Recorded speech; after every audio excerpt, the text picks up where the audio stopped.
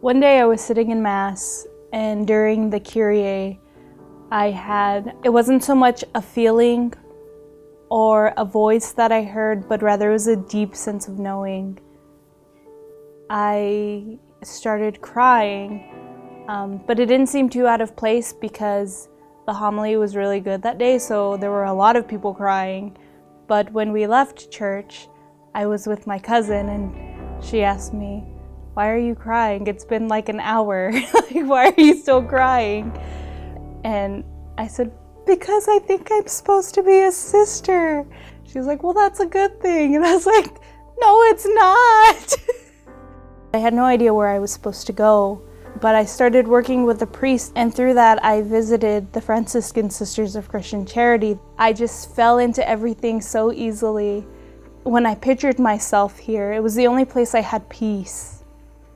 And so I applied, and I got accepted, and then I moved across the country to come to Wisconsin from Texas.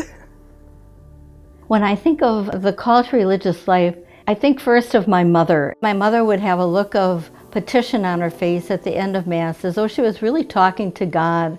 As far as when I thought God was calling me to religious life, I think we always say if God would just bang us over the head and say, "Come, I want you here," it'd be much easier than the gentle little ways that He calls us or seems to be talking to us and we're not sure. And I can remember the priest, I can still see him up in the front saying, "Have you ever thought of becoming a religious or joining a religious community?"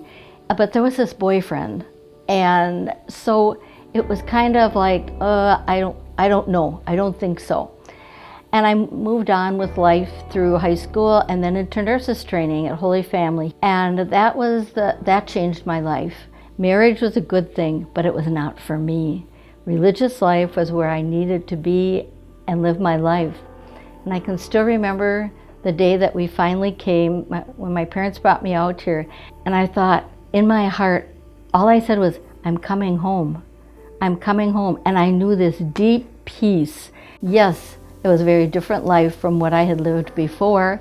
You give up a lot when you come to the community, but you also gain a lot.